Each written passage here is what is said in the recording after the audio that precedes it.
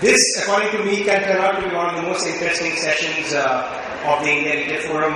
One, because the moderator who needs no introduction, and if you've been watching TV, he's pretty much there every night, including yesterday. Although I'm genuinely worried why you're going so quiet these days on the 9 o'clock discussion. But, having said that, Suhail Seth is the moderator for this session, and of course this panel is about thought leaders in Indian politics and economic forecasting, the new Indian and how he is changing the political landscape of India. Said we have with us Ashish Shela, who is joining us. He is the BJP head of Maharashtra, is that correct? Or the Bombay head of BJP, who is joining us instead. Apart from him, we have Elena Febral, Economic and Commercial Counselor from the Economic and Commercial Office of Spain. Thank you, ma'am, for joining us. We have Indrajit Gupta, Senior Journalist and Founding Editor of Forbes India. We have Harish Biju, CEO and Brand Expert of Harish Biju Consults. And we have Suhail Seth, who is going to moderate the session. I happen to be a panelist as well, so that I can click on him. I don't know if it's because of Shivnath Thukral that we're getting stepmotherly treatment, or is it because we have a BJP guy here and this conference is being sponsored by the Congress. I don't know which is true. The pretty ladies can come and say, actually, you better not say this in today's gender-sensitive times. We might get hollered on Twitter or something like that. Okay, we've got a very eminent panel. Shivnath Thukral is a brand communication expert. Indrajit is an old friend, very well-known journalist, formerly the editor of Forbes. Harish has been introduced. Elena is here. Shivnath, since you're very good at jargon, what exactly is the topic?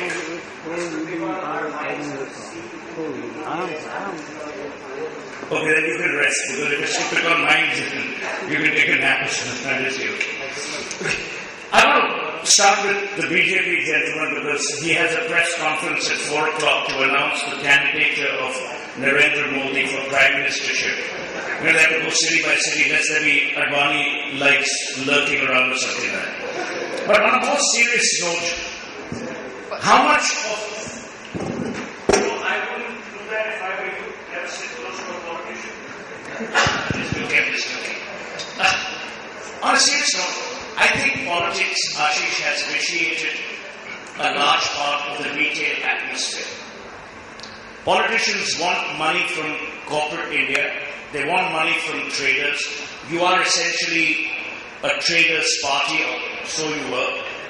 How do you believe modern India is going to change if you continue to use politics to stymie retail?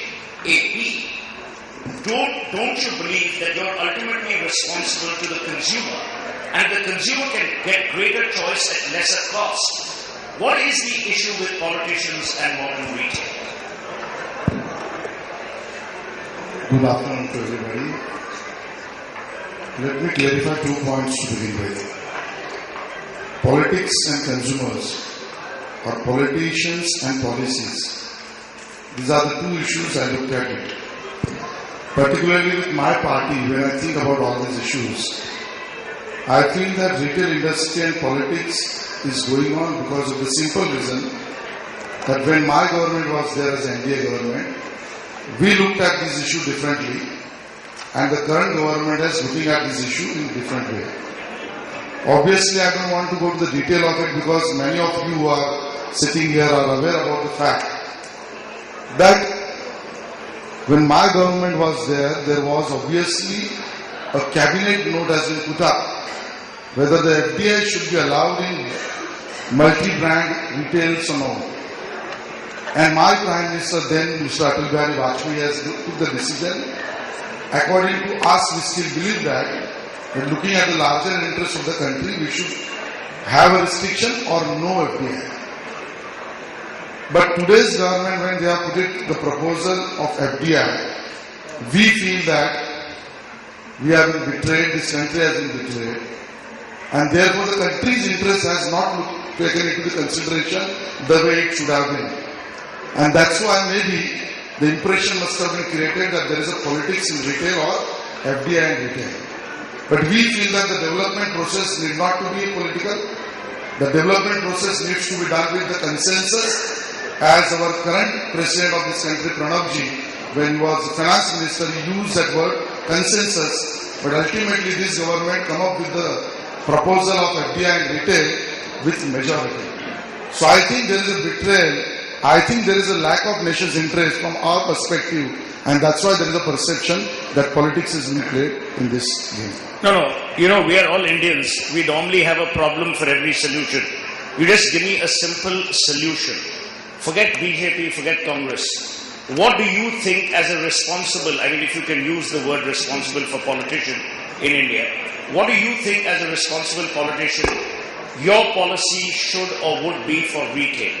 Forget what happened in the past. History is a country with no inhabitants. So you tell us, what do you believe today on the 25th of September? What is your policy on retail in India? I think we are the responsible party, and that's why, I am sitting with you and I'm taking your all bombarding questions and trying to respond. Boss, I'm kindergarten compared to Orno. I'm like Mother Teresa. You ain't seen nothing yet. So, as a responsible party, my stand and my party's stand is very clear.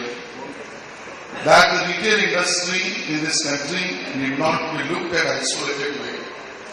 The manufacturing industry, the retail industry, the consumer, the GDP, the productivity in this country, all these aspects need to be looked at in a holistic way. And therefore, we are very clear that in multi-brand retails, the FDI, the way it has been proposed, will not help this country. Initially, this government came up with the proposal that 30% of the product should be taken from the local people. They have actually wiped out that. They have already done changes which they have proposed to do, and we are in toto against the proposal which was being mooted by this country. So net you're against FDI in retail? 100%. But that was crisp in your answers. Harish, what do you feel? Well, I do believe there's just a little too much of politics in retail, and I don't think there must be so much of politics in retail. Politicians are the ultimate marketeers. They're the best marketeers. They're meant to understand their consumers better than even marketeers are meant to. But I'm surprised, shocked, totally appalled to see the kind of, reactions, particularly with polemically poised parties, Congress on one side, and of course the BJP on the other, and God forbid if we have the left on the other constellation. Typically speaking, I think these political parties have lost the game. They do not understand their customers anymore. These guys need to understand India has changed. We are still locked up in India of the 1970s or 80s. This is 2013. India has changed. We have moved from the era of serfs Lalita ji. This India we have moved from Lalita ji to Savita Bhabi. And those of you who understand Savita Bhabi understand what India is today. Is Savita Bhabi, where is she from, the BJP? Or we are somewhere around, one of those places. Who is Savita Bhabi? Okay, let's go to Savita Bhabi. Well, it is one of India's largest, witnessed porn site. Okay, it's an animated porn site. It's called Savita Bhabi. No, it's called Savita Bhabi. It's blocked, you can't go there so well anymore. I mean, you have to use hide my ass to go there. Okay, take it from a person who knows it. Okay, if you look at it, so then coming back to the topic, I think there's too much politics here. Hey, listen guys, the house is bolted. We live in an India which is very, very consumerist. And whether you ask a consumer of the BJP or whether you ask a consumer from the Congress constellation or the left constellation, consumption is in. And listen, it's all about consumption. I look at modern retail as a showcase of the life and living standards of a nation. So when you look at the retail of a country, you understand what is the lifestyle of the people. And guess what? Whether you're a BJP person, a Congress person, a left person, it doesn't matter. Everybody is looking, hankering for a better lifestyle. Hey guys, smell the coffee, and hey guys, let retail be. That's my submission. Energies. So I think all the debate around organized retail, I think, has kind of gone nowhere for us. Because if you look at the stakeholders who really benefit, it's largely the large trading community, right? Consumers benefit, farmers certainly benefit. Now, if you're going to kind of protect the interests of that small community of traders and forsake the interests of consumers who obviously constitute a much larger chunk, and farmers who certainly benefit by direct procurement, direct to farm. It's a strange logic. I haven't understood it. I've asked several times, and I don't think the answers are clear. If you look at other economies like China, they have in some ways put in place zoning laws. If you are really interested and concerned about local traders being wiped out because of the Walmarts and Carrefours coming in, there are ways around it. Local sourcing opportunities, Mr. Shela talked about 30%. I'm saying that the real issue, I don't think anyone's fundamentally opposed to a local sourcing norm of 30%. It's just that law can't be applied arbitrarily. It has to be clear, and if you leave it open to interpretation, then you only have no confusion. I think that's what really happened.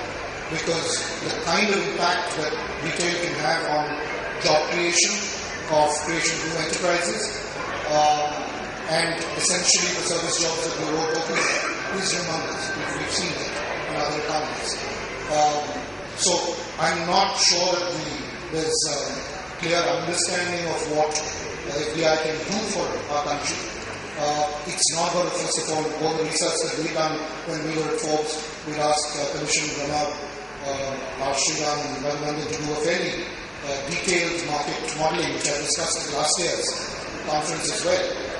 The sad truth is that net, if you look at the positive effects of FDI and balance that out with possible job losses that can happen, I don't think it's either what the government makes out, which is that they will kind of create an explosion of jobs, or what the fear is with parties like BJP, which say that the whole class of traders will get wiped out. Because I believe that thanks to competition, existing retailers will get smarter.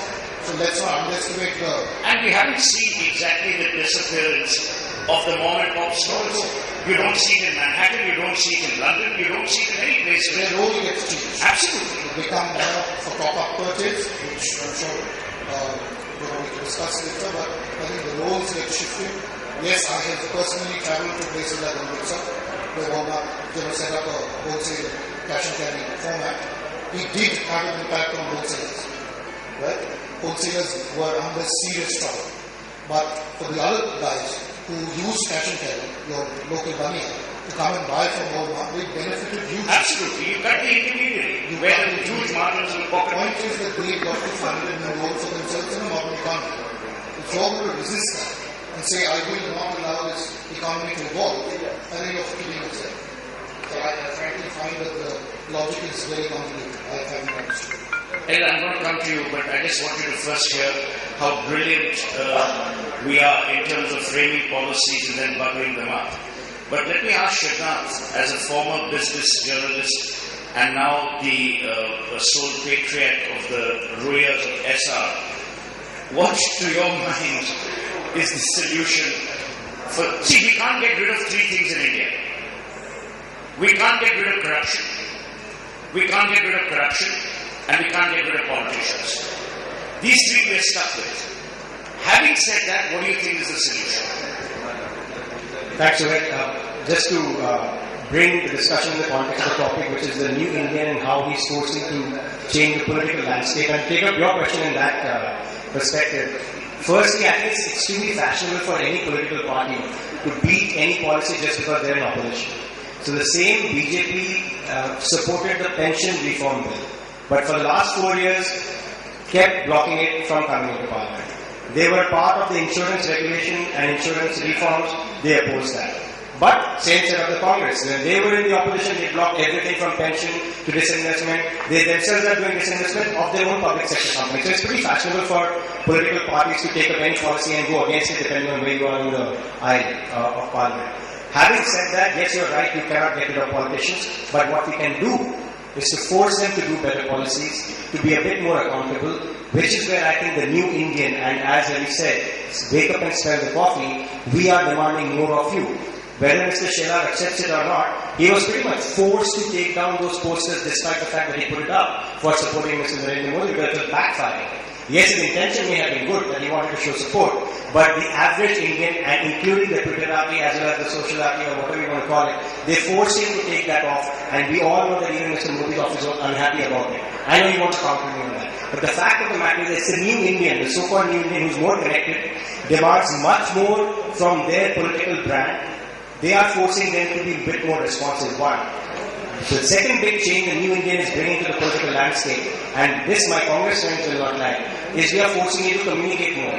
And you guys are not putting up very bad show on TV every night, both the BJP and the Congress, but we are forcing you to communicate more, and that's why for the first time in a decade, Indian Prime Minister is the butt of a joke because he does not communicate. Never, have you ever heard before whether Rajiv Gandhi was the butt of joke because he did not communicate, or VP Singh, or I've just been told during the lunch break that Manmohan Singh's name has now been added to the latest version of the Kama Sutra. Reason being? There's a new position which is get on top and do nothing. Well, that's about performance. That's about performance. But the last thing that I really want to say about the new Indian and changing the political landscape, I see a lot of criticism by the so-called, my former media friends saying social media is not going to affect any bit of the politics. I saw that debate last night. Then why is it that at the National Integration Council, a full half-day session is devoted to social media?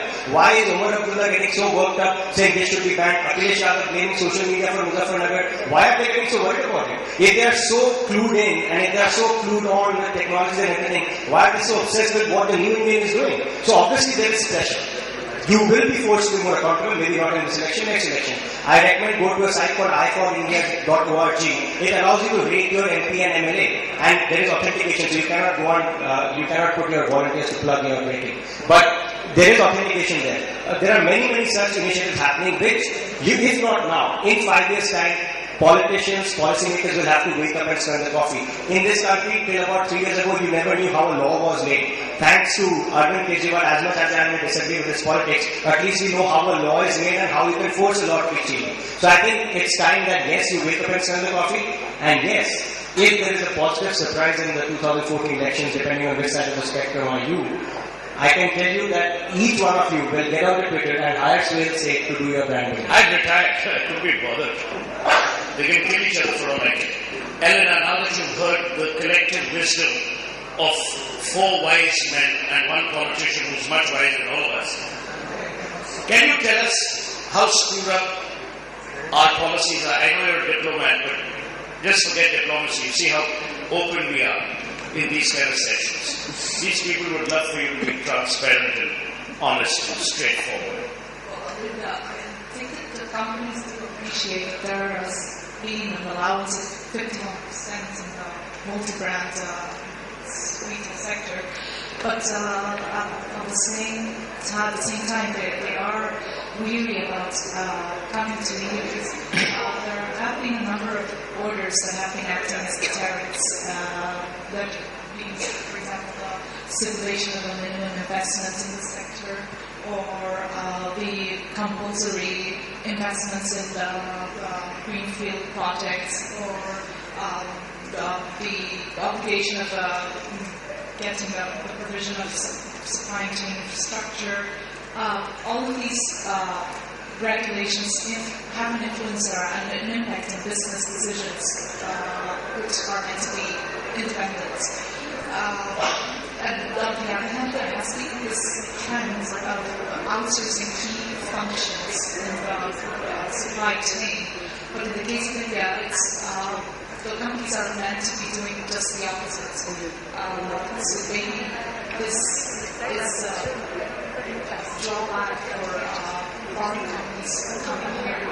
It's a trend is to have to be more specialized and to outsource your supply, your warehouses, and so on. Whereas it seems the trend here is more of having an integrated vertical chain for these companies. I think there's a very important point, Ashish, and let's now, start slightly becoming more serious. I think there's a very important point that Elena makes, which sadly the politician in India, forget which party, doesn't realize. brand India for the last 3 years has taken a severe battering. Every time we are about to repair that image, some stupid mistake is made by people in India. Retrospective taxes, you thwart investment. How do you think going forward, what are the things, and I agree with you now, there will be a lot of pressure from civil society. We're seeing that people are more alive, they're more engaged. You know, Jayati retired last time on a show made a stupid, silly comment which I slammed her for, saying only 141 million people are on Twitter, so have internet access, so how does it matter? You have to realize, Ashish, no one here to lecture you, but I'm just saying, you have to realize that the politician engages with the citizen once in every 5 years. You will now have to engage with the citizen every nanosecond. You will have to justify your stupidity or your wisdom. You've heard a very, very reasoned, very balanced, very calm comment from Eleanor which says that we don't exactly know what policies will come and when they will be changed with retrospective effect. What do you think should be done in order to prevent this pattern of branding? So I will take this last question because I really need to go.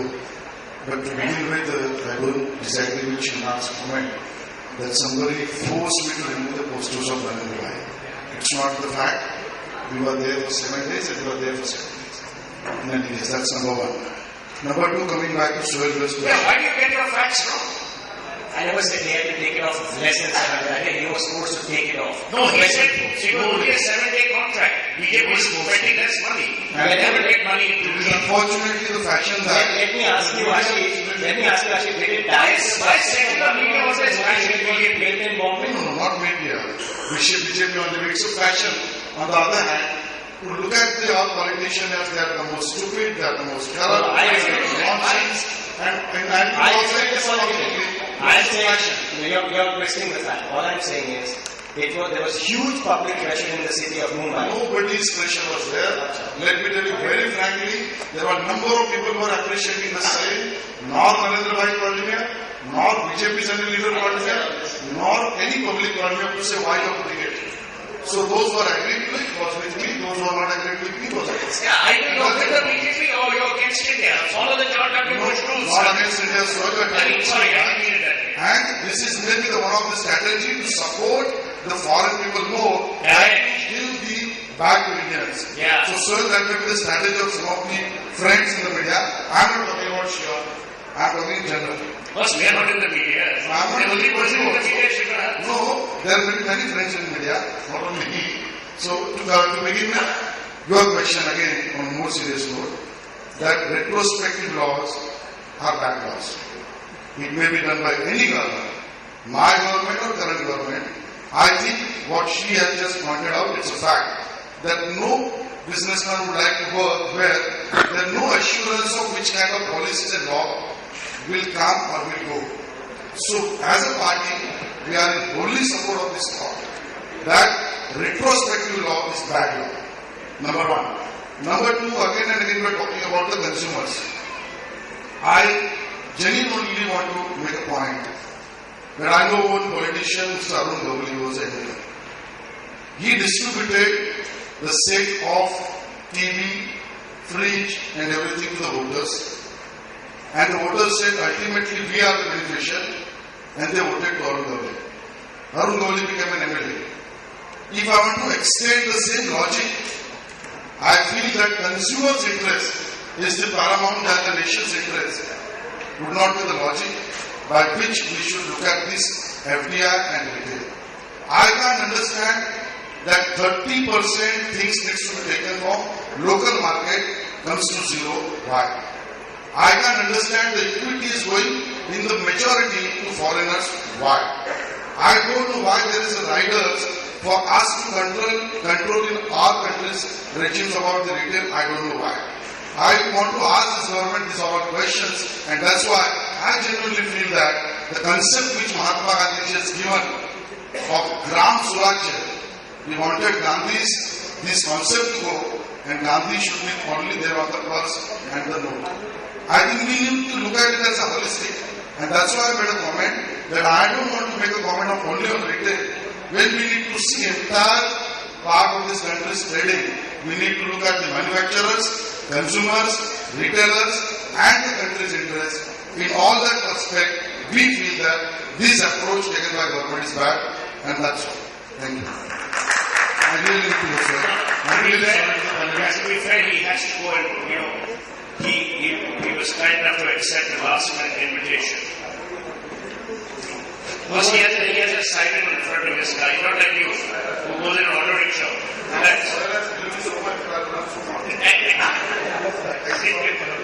Give him a round of applause. Very strong.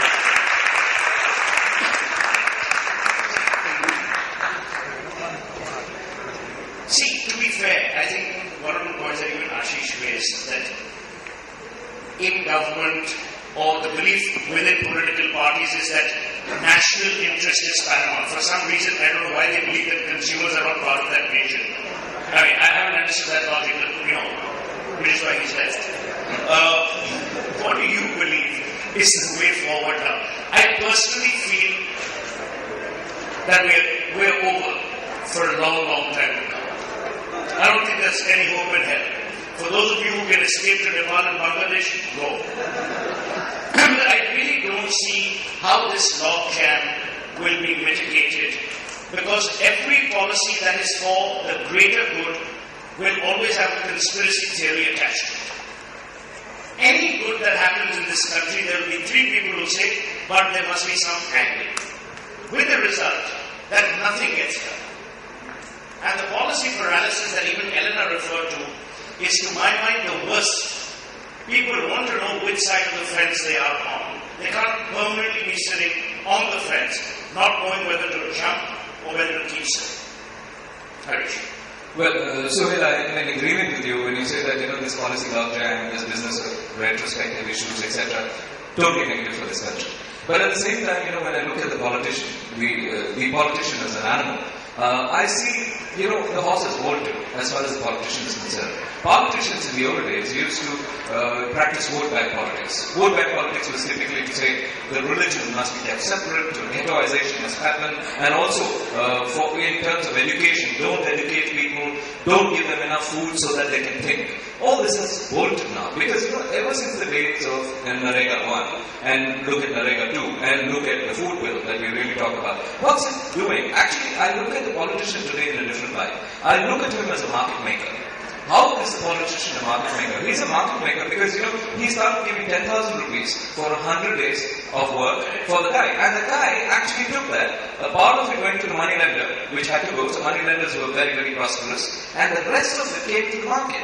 And when it comes into the market, it comes into a product or a service or something like that, and it creates an economy. Now the food bill, similarly, when you have enough food at 1 rupee, 2 rupee, 3 rupee, not that I'm a votary of the food bill, but then when you have 1, 2, 3 rupees, you have enough food to take care of, the remaining expenditure that you had is going to come into the market. So the politician has become a market maker. The right to education as a bill, I think it's educating people. So ghettoization or lack of knowledge, etc. is going out of the window. So in some way or other, the politician has realized that you cannot keep India suppressed. You cannot keep Indians suppressed. There will be a revolution at some point of time or the other if you do not give them this. So I think it's all happening. So to an extent, there is a benign view, but 20 years from now, Sohail, the way I see it, not right now. Perfect. Indrajit? I am not sure that you can continue to run this country on that. This whole one-size-fits-all strategy that we followed for all these years has to end, because the same politics of patronage that we've kind of used by creating large social welfare schemes like health education, does not work across states. Let the states control their own destiny. And the role of the centre has to therefore change to becoming an enabler to facilitate development rather than trying to run this country from Delhi. It can't be done. It's too large a country. There are too many disparities from one state to the other, and this model has collapsed. I think the changes on the angle, if you get the states to in some ways compete against each other and unleash that force of competition, which in some ways, to be fair to Mr. Modi, Gujarat has done, you probably find very different, interesting models emerging where focused development can take root. So Kerala needs a very different development model from our Gujarat. And what does therefore the Planning Commission do? This whole large monolith sitting in Delhi needs to ensure that best practices are shared from one state to the other. Right? That's the model to my mind of the future. It cannot be run with that whole central policies just down from Delhi in the hope that something works. In fact, I'd argue that even at the state level, states have to cascade down to the local bodies because they are best, they know what is required at the ground level. It is, someone sitting in Gandhinagar doesn't necessarily know what some hamlet in distant Gujarat requires. And I think that interplay is beginning. I think the Planning Commission itself and the government recognizes that. So there are some changes that are happening from what one hears, but it's still fairly slow. I just want to jump in here, so with your permission. I think this is a very, very, very solid point. And I also take this point of local self-governance, which we spoke about some time ago. Local self-governance is something which is in practice only in rural areas of India. Gram Swaraj, if you really look at it, what Mahatma Gandhiji actually percolated it down to us, exists only in the villages. Our bigger cities are governed in bigger ways. And so much so that there's no local self-governance, any semblance of local self-governance, because our system of corporators is a very different one. A person touches his corporator once in 5 years, goes and polls, and after that it's over and out. So this business of, participation in a democracy once in 5 years needs to go out of fashion. It needs to be that much more daily and that much more involved. So if you look at local self-governance, I'm saying there's a case for cities to be managed differently than villages. All cities, Mumbai is managed together with the entire Maharashtra. Obviously the prioritization and the priorities change. So I think we're going to come to a situation at a point of time of city-states. Let's take the big 8 cities of this country. And if you look at urbanization, it's growing by leaps and paces. States are today 33% urban and only the remaining 67% of it is rural. And therefore, can there be systems, official systems which are pushed down by law or unofficial systems? In Bangalore, for instance, I belong to a constellation called the BPAC, which is the Bangalore Political Action Committee. Now what we've done is that just 12 of us have got together and over a period of time we've created something regarding city governance. And we are becoming a pressure group of sorts, of really talking about city focus, city governance, etc. And I think that is necessary because in the prioritization exercise, the politician still lives about and thinks about the villages. He forgets that 33% of his electorate is urban. So I think there is a need for urban governance separate, rural governance separate, and within urban context, city-states, and within them, local self-governance to come by as well. Shivnat? So you're from Delhi, so you will understand this terminology very well. My baap. Delhi has to stop being the my baap. The person who's actually from Delhi is you. Okay. I'm from Calcutta. That was 10 years ago. But my baap is a word which is used very You're well. the guy who went to the same bloody college where Manmohan Singh taught.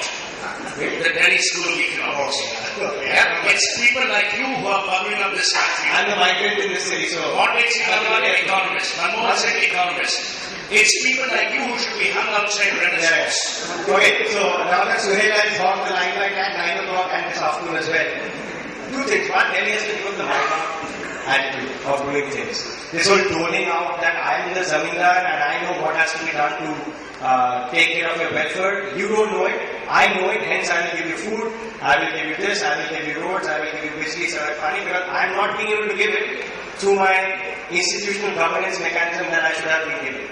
Number one. Number two, US and America are 1/4 and 4 times in terms of size and population, right? They have 50 states. Why don't we have 50 states? We need to completely default this central rules, Lutyens really trying to rule this country. Third, and I may have my stats off by 1 or 2%, but because of multiplicity of parties, you can win any constituency even if you get only 18% of the vote share of any constituency. Why the hell should they care about the rest of the consumers? They don't care about us because I am not in that 18%. Who is this 18%?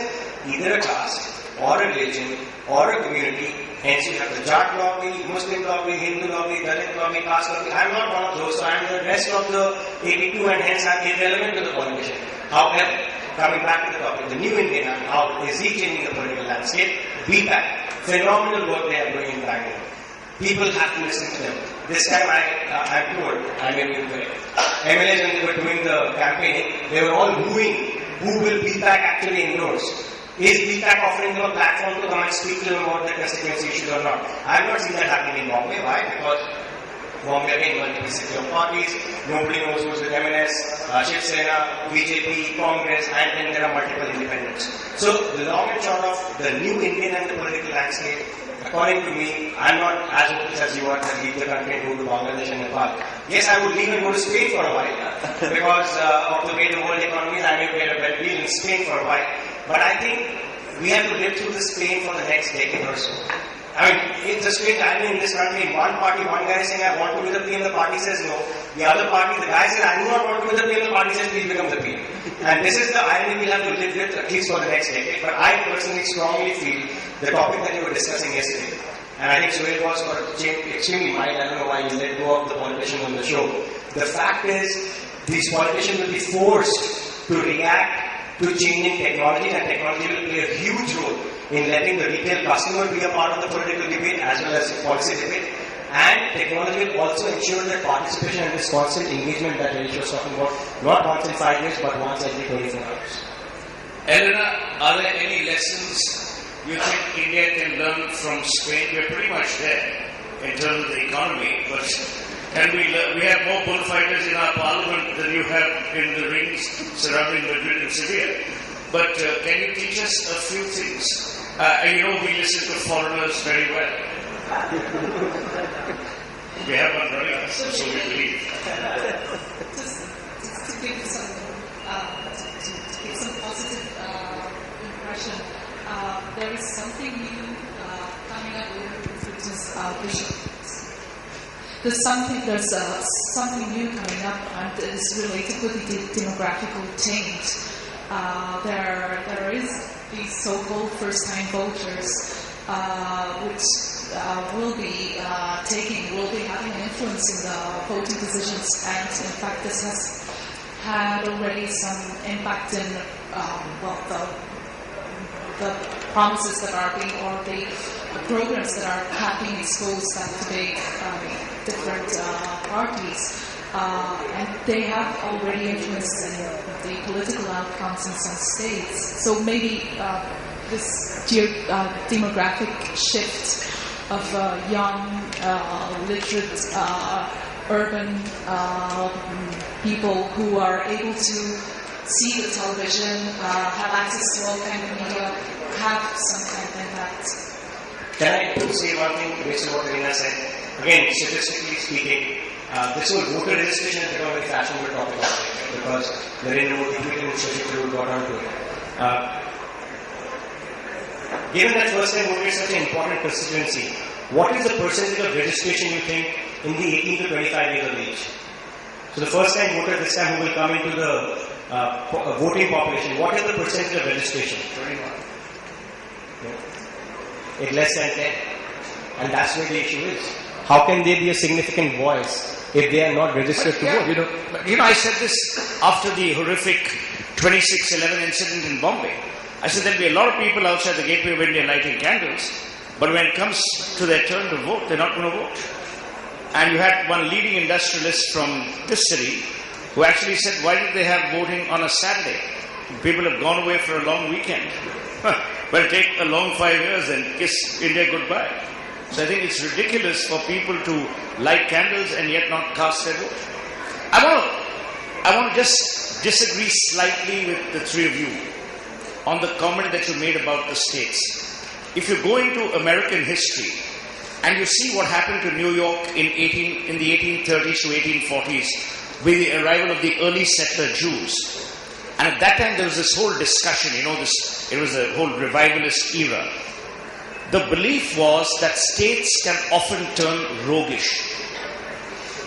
If you give too much of power to states and states start controlling what we would call national security issues, which includes energy and food, you can actually create a situation where one state can hold an entire country to ransom. And let me give you an example. Let's say I'm the Chief Minister of Punjab, and I say that I need 18 times the amount of water for 1 ton of sugarcane than Brazil does.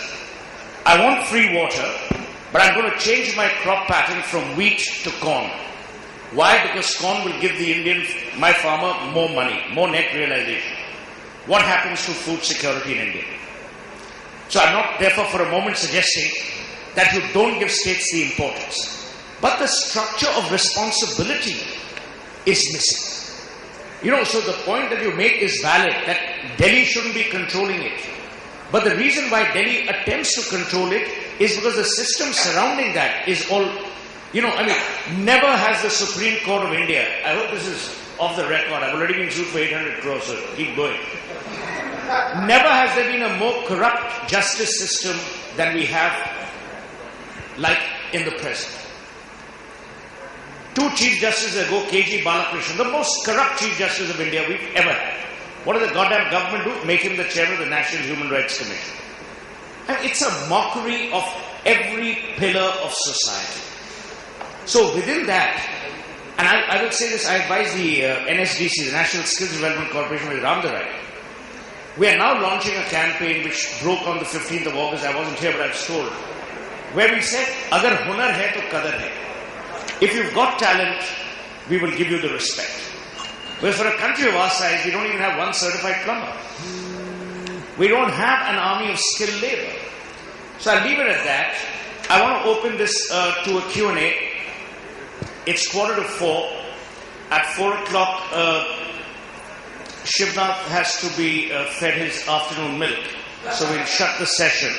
You have 15... And guess who's feeding it? I won't go there anymore.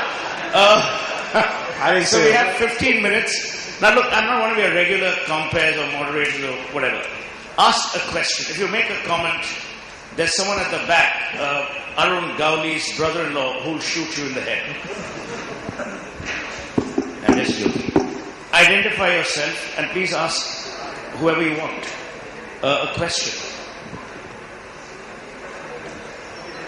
I'll make it sound like an auction. We'll say 1, we'll say 2, and then we'll all go home. No one has any questions to this amazing panel?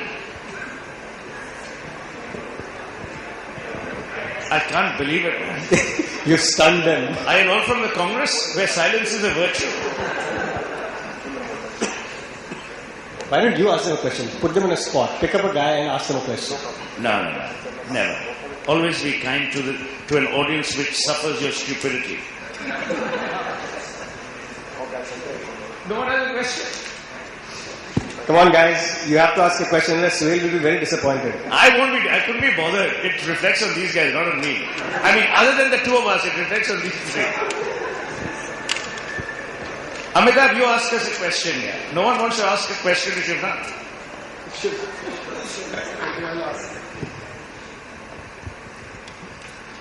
So, what do you think is the way forward in terms of the future of India, in terms of the overall economic, political situation, and where do you see businesses going? Because everybody is in a state of thinking that this is not the right place. I have a joke about India which I tell to my friends in the other parts of the world.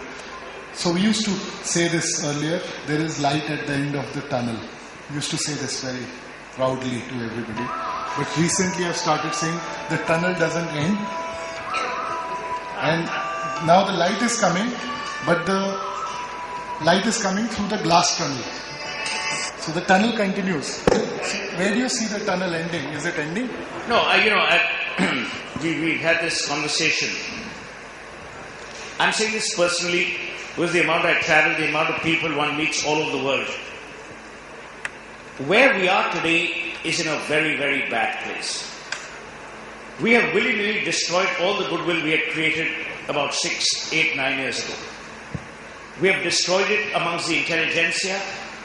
The incidents of rape and the reportage that they have generated has destroyed the sociological or the puritanical high ground that we used to own.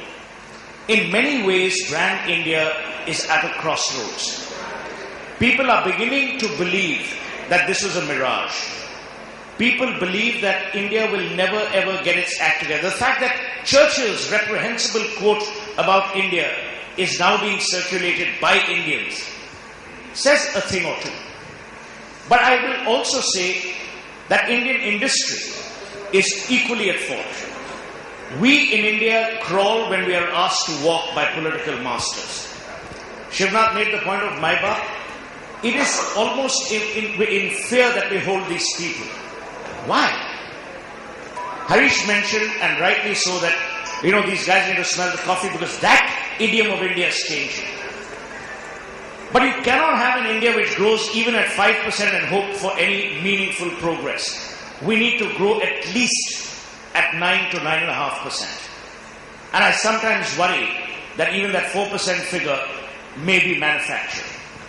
So as a citizen of India, as a proud nationalist, I genuinely believe we are doing great disservice. We are not making our politicians as accountable. And I will say this, with due respect, and I don't know if Indrajit will bear me out or Shivnath. Earlier you had a situation where the media was actually the watchdog.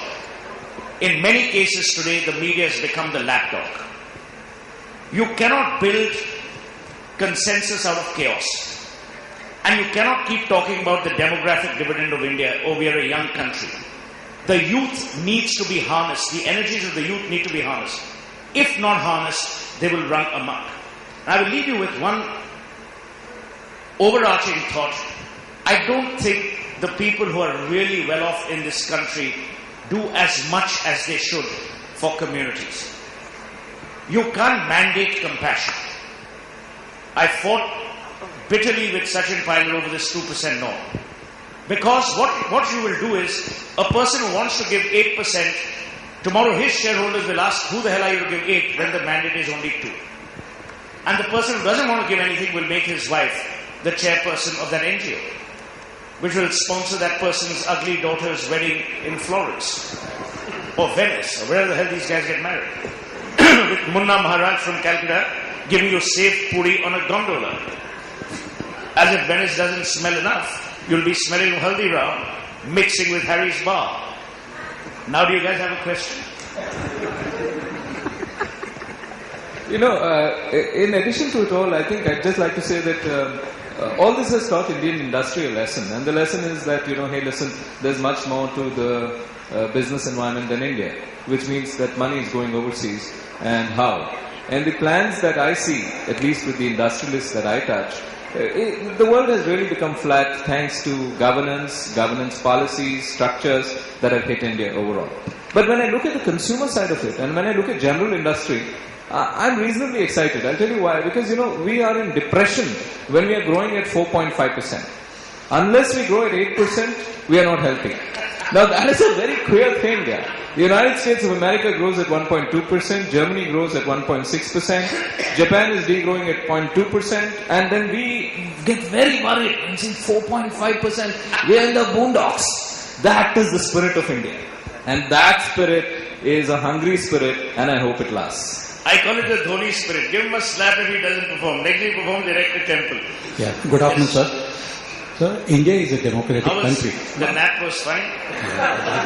We are all awakened now. No, you woke up now to ask a question.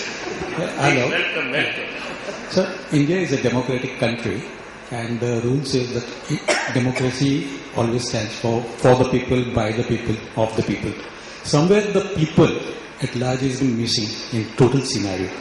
And with the education level what we have, showing whether... Mr. Lincoln, what's the question? Yeah, I wanted to know that are we really fit for democracy? Thank you. Are we really? Are we really fit for having a democracy structure in our country? Shivnath, you put on a lot of belly fat. I can tell you, I don't know whether we are fit for democracy or not, but the saying still stands. There's a slight spelling change though. Because for the people is far the people, away from people. By the people is by the people, B-U-Y. And of the people is O-double-F the people, of the people. So, that's what Indian democracy has become, unfortunately. See, I told you, this is his true calling. He's not being used properly in SR.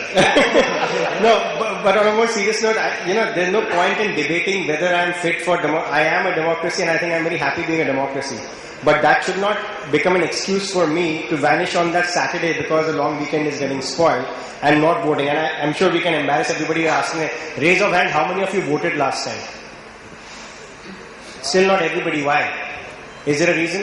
I'm sure you have an people who are under 18. Okay. They want to be under 18. So my point is, if I tell you now, we will have from Bangladesh.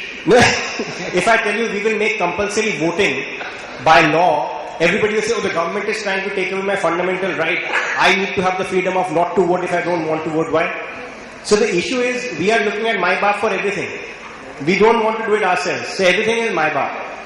The point is very easy to blame politicians, but who is he a product of? Of us. He's one of us who grew up and became a politician. We voted them to power, and you could have not been in that 18% and still made a difference. Yes, sir. I have a question. You said a lot of people don't vote. But what is the alternative? I mean, if you want us to vote out the Congress and bring in the BJP, is that an alternative? May I ask you a question? Back. So how many siblings are you? Do you have brothers and sisters? Of course, yeah. How many? Hey, why are you asking? No, 1 second. I'll give you an example. How many? 3. Are you the best amongst the 3? That you should ask somebody else. Exactly. So let the people decide. No. First you vote, make a choice. If he does not perform, then we will see. The point is, we don't even make an effort to do it. Why are you blaming? At least he's had the point is that, see, what I wanted to suggest is that it is not always right to vote, to blame voters, like you have to come out and vote. The thing is that you don't have a great alternative. No, I completely agree. That's why I always blame Pakistan. No, let me answer that in a different way. And I would put it this way, that, hey listen, this is a common problem, particularly in the big cities. There's a great degree of voter apathy. People first of all not registered. Secondly, when they go to register, there are problems, and therefore they don't register. And on voting day, they go off on holiday. Now the thing is, we had the similar situation in Bangalore. So in came BPAC, we had about 45 days before the last elections, the assembly elections. So what we did is we started a campaign of getting voters enrolled. And we worked very closely with the CEO Karnataka, who is the head of the entire mechanism which actually enlists voters. We got 12% additional voters enlisted over 45 days. We went out to media and we got free media from radio, television, etc., which really supported us in the entire exercise. After getting those 12% additional, on voting day, prior to voting day, we ran campaigns, we did 1:1 contacts, etc. And for the first time, Bangalore, which normally had a voter turnout of 39%, had a 49.2% voter turnout on voting day. So, does a citizens' movement help is what I'm saying. And guess what? It's all done by citizens. The money comes from corporates and citizens, full stop. There's no government money in it. But you have to work with the system. You have to work with the CEO, Karnataka or CEO, wherever, to get this happening. All I'm saying is, I think apathy is old-fashioned. Let's forget it. And also, to answer your question, so here's a putting it back to the audience as always, but the best thing media guys do. Why don't you tell me? If Suhail were to stand for elections tomorrow, hypothetically speaking, clean record, incorruptible, well-spoken, articulate, has public policy thought, would you support him? Even if he stands from a political party which is a known political party, mainstream. Thank you, you're really kind. No, raise your hand if you would. I think nobody said yes. Sorry, I forgot. I'm telling you. So the issue Arun is, Gowli or Sharad Pawar, they would all put their hands up. I don't have sugar to give you back. No, the issue, all I'm trying to say is, we will continue to complain and nothing will change, or we will take a stand and try to do something and something will change. Because eventually once the candidates start coming from all of us, is when we will have actually affected that change. Until then we will keep complaining, why should I choose him, he's the worst of the lot. In my constituency, and let me give you an example again, my constituency, Milind Devra is the candidate, and I tell him all the time on his stage, I did not vote for you. As simple as that, because I don't think he's done well for my constituency. But the guy who voted for did not get elected. But at least I made that choice. You cannot. You had something with you were very close to Meera Sanyal, right? Not me. I was hosting a debate. I was not close to him. Okay. She's not even my constituency, by the way. Okay. Can I just make so one you can only ask one at a time. We are a shortage nation here. Now you're behaving like Narega 3. Okay, any more questions? The gentleman there. This will be the last question. My name's Nigel Lang. I came to India in 2006 to the IRF. It was so positive and there was such optimism about India and about retail that I decided to stay. I set up 2 businesses, and because this is the land where it's okay to be retrospective, I'd like to ask your advice. Did I make a mistake staying 7 years ago? Not at all. Remember, Ralph Waldo Emerson said, keep going for the long term, but in the long term we are all dead in any case. You see, we are karmic by nature. We will only know in your next birth whether you were right or wrong. So if you're born Prince Charles in your next birth, you should be happy, other than Camilla. But if you're born a tadpole near the dried up Meechee river, by then you should worry. Well, let me tell you, and I'll end by saying, everyone says India, India, India. I've often used this story. India is like the bumblebee. Aerodynamically, the bumblebee is not supposed to fly because of its design. But you see, the bumblebee doesn't know that, so it flies happily. So you go by all the experts, they'll say India can't succeed. But we don't know, so we are happily succeeding. So you be part of us. It's a great journey.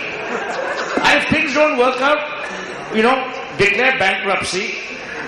You can own 1 or 2 buildings in Bombay and join Sonia Gandhi. At the last time you said India was a beehive. Which nationality are you? But that's part of the EU, so you'll be fine. Suhail, I thought last time you said India was a beehive. Oh no, you didn't say it, sorry. See, the tragedy with Shivnath is too many years of journalism and they learn how to misquote. But I must thank you, but before that I must thank all the panelists. Elena, you've been literally, I don't want to use that phrase, but you're literally in the matador's ring, as it were. But thank you for being such an exciting panel. We are glad Ashish left. We are sad he left. And I hope you have a splendid afternoon of now more polite conversation, because you ain't seen a panel like this.